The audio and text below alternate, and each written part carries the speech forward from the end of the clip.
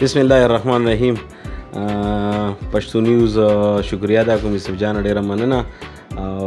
د 14 اگست حوالې سره خو به داسې زه ووایم چې زه به حدیث شریف ووایم چې نبی علیه السلام مبارک فرمایي الحب الوطن من الایمان.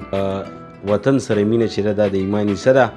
نو په دغه مینه محبت سره به انشاءالله 14 اگست موږ مناوو. هغه زموږ د مردان چیمبر سمال انډسټري سمارټ ټریډر د طرفه یا که د بیکر اسوسییشن طرفه په انشاءالله مرکز تنظیم تاجران دا به بھرپور طریقې سره مناوو انشاءالله. او زموږ چې څونه ملګري تاجران دي ټولو ته وایو دا زموږ یو خوږ پاکستان دی. موږ الله پاک ازادي را کړې ده او د دې ازادۍ د هغه خلکو نه تپوس وکړئ چې کوم تاسو مقبوضه کشمیر والو تپوس وکړئ، فلسطین والو کې تاسو ته بیا خپل د وطن د مینې پته ولګي. زه ایډوانس مبارکي ورکوم خپل پاک فوج ته کوم چې په بارډر باندې پراته دي او کوم چې د دې بارډر په حفاظت باندې شهیدان شوي دي د هغې لپاره دعاګانې کوو. الله پاک د هغې سفر اسانه کړي.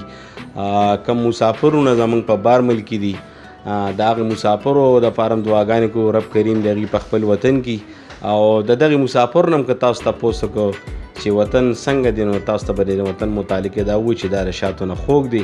په لحاظ د هغې دپاره هم موږ دعاګانې کوو او ایډوانس مبارکي ټول قوم ته یم. 14 اگست د ټولو قوم مبارک شه.